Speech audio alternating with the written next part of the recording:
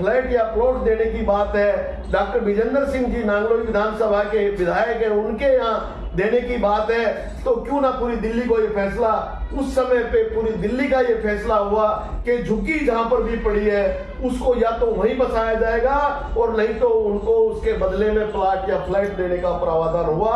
और मेरे यहाँ एग्जाम्पल देने की जरूरत नहीं है। उसके बाद जब हमने पूरा का पूरा सर्वे कराया तो 650 लोगों को बापड़ोला के अंदर राजीव रतन योजना के आवास बने हुए थे, वहां पर उनको फ्लैट दिवाकर आज वो इज्जत की जिंदगी बसर कर रहे हैं। ये मैं कहना चाहता हूँ, काम करने का तरीका शीला दीक्षित जी का कांग्रेस पार्टी का है। राठौर जी, आपसे पहला वाला सवाल, जिस तरीके से कांग्रेस पार्टी का दिल्ली विधानसभा के अंदर गिराव बढ़ा, क्या आपको लगता है इसका सीधा सीधा असर बिहार चुनाव में मिलने वाला है?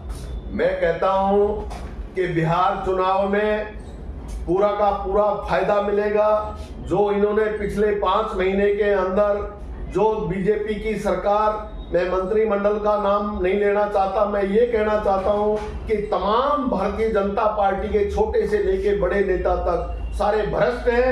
वो अडानी और अंबानी की चमचागिरी मारते हैं, पैसा खाते हैं।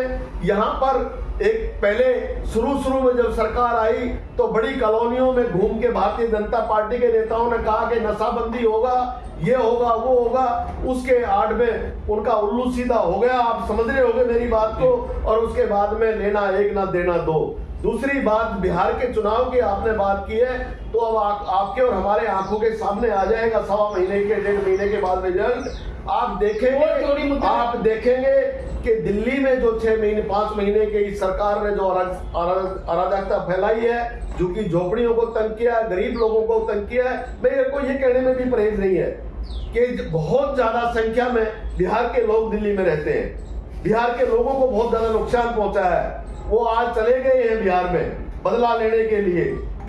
पूरन कुमार जी की जो निर्मल जो आत्महत्या करने पर मजबूर किया गया, इसका बेनिफिट भी हम लोगों को बिहार में, मैं कहता हूं कि इस पर राजनीति नहीं करनी चाहिए, लेकिन लोग समझ गए हैं कि आज 7 दिन से उनका शव मोर्चरी में पड़ा है और उसका आज तक जो है डॉक्टरी मायना नहीं हुआ, उनकी बॉडी को आज तक जो है ना संस्कार नहीं हुआ। इसका मतलब क्या है? उन अफसरों को बचाने का क्या मतलब है? जब सरेआम मरने वाला व्यक्ति लिख के गया है कि मैं आत्महत्या कर रहा हूं तो इन लोगों की वजह से कर रहा हूं, क्यों बताया जा रहा है उनको, शत्रुजीत कपूर को?